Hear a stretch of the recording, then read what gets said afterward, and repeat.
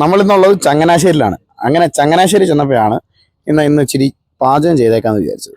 അങ്ങനെ വേറെ ഒന്നുമല്ല, ചിക്കൻ കറി വെക്കാനൊന്നും അറിയത്തില്ല, ഫസ്റ്റ് അറ്റംപ്റ്റ് ആണ്. എന്തായാലും നോക്കാം.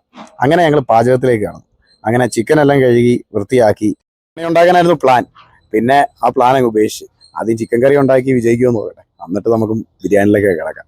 അങ്ങനെ അരിയൊക്കെ കഴുകി കുക്കറിനകത്തിട്ട് ഒരു വിസിലൊക്കെ അടിച്ച് അങ്ങനെ അതങ്ങോട്ട് വാങ്ങി വെച്ച് നേരെ സവാള ഏരിയയിലും ബാക്കിയുള്ള പരിപാടിയല്ല. അങ്ങനെ ചിക്കൻ കറിയുടെ ടിപ്സ് മൊത്തം വീട്ടിൽ നിന്നാണ്. പിന്നെ കുറച്ചൊക്കെ യൂട്യൂബിലും നോക്കി. അങ്ങനെതാ പാചകത്തിലേക്ക്. അങ്ങനെ സാധനം എല്ലാം മിക്സ് ചെയ്ത് കുഴച്ച് ഒരു 10-20 മിനിറ്റ് ഞങ്ങൾ അവിടെ തന്നെ വെച്ച് ഇത് മിക്സായി അതിനകത്തെല്ലാം പിടിക്കണ്ടേ. അങ്ങനെ എന്തായി തീരുമോ എന്തോന്നൊരു പിടുത്തവും ഇല്ല. പാളിയാൽ കമ്പനിക്ക് വൻ നഷ്ടമാണ്. അങ്ങനെ ഞങ്ങളിതാ എണ്ണയൊക്കെ ഒഴിച്ച് കടുകൊക്കെ ഇട്ട് പൊട്ടിച്ച് സവാളയൊക്കെ അങ്ങ് ഇട്ടങ്ങ് വരട്ടാൻ തുടങ്ങി. ഇത് കൊണ്ടുവച്ചാൽ കഴിയുമെന്നല്ലാതെ ഇത് ഉണ്ടാക്കുന്നതൊക്കെ പരിപാടി ഇന്നേ വരെ നോക്കിയിട്ടില്ല. അതുകൂടെ ഓംലേറ്റ് ഒക്കെ വറക്കാനേ നമുക്കറിയും.